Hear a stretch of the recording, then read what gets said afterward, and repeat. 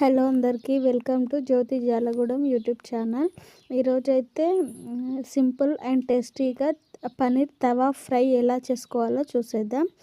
దీనికైతే ఈ ఫ్రై అనేది ఐరన్ ప్యాన్ ఉంటుంది కదా, దాంట్లో చేసుకోవాలి.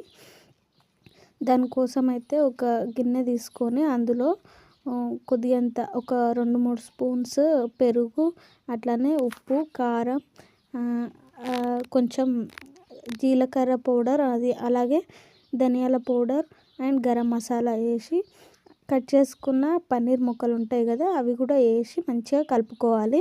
అందులోనే కొద్దిగంత కొత్తిమీర కూడా వేసుకోవాలి.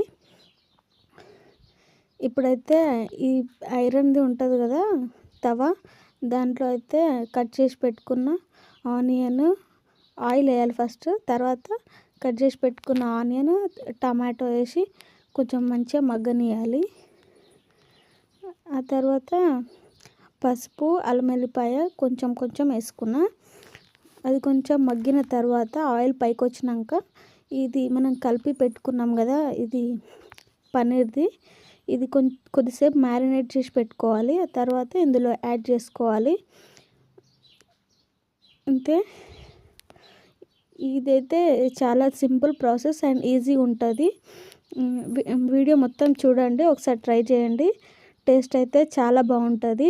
ఎప్పుడు చేసే పన్నీర్ కర్రీ కాకుండా ఇట్లా తవా ఫ్రై కూడా చాలా బాగుంటుంది. చపాతీలోకి, అన్నంలోకి, దేంట్లోకైనా టేస్ట్ చాలా బాగుంటుంది. దీన్నైతే ఇట్లా ఒక 5-6 నిమిషాలు మంచిగా మగ్గనివ్వాలి. వాటర్ కూడా ఏమి యాడ్ చేయొద్దు, ఎందుకంటే ఇది ఫ్రై కదా. కర్రీ అయితేనేమో వేరే ప్రాసెస్లో చేసినాం కదా, లాస్ట్ టైం చేసినా కదా, అట్లా. ఇదేమో ఫ్రై.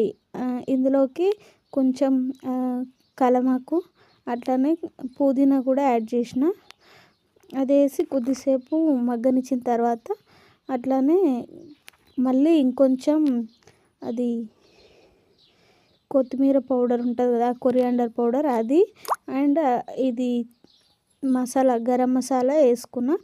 లాస్ట్లో కొద్దిగంత కొత్తిమీర వేసి మంచిగా కలుపుకోవాలి. అంతే. వేడివేడిగా అన్నంలోకి సర్వ్ చేసుకున్న బాగుంటుంది, చపాతీలోకైనా చాలా బాగుంటుంది. టేస్ట్ అయితే చాలా బాగా వచ్చింది. ఒకసారి మీరు కూడా ట్రై చేయండి. వీడియో నచ్చితే లైక్ చేయండి, అలాగే షేర్ చేయండి. ఛానల్ని సబ్స్క్రైబ్ చేసుకోండి.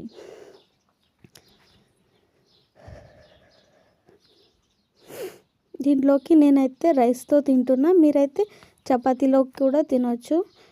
లంచ్ టైంలో చేసుకున్నా కాబట్టి చపాతీలు అవేం చేయలేదు.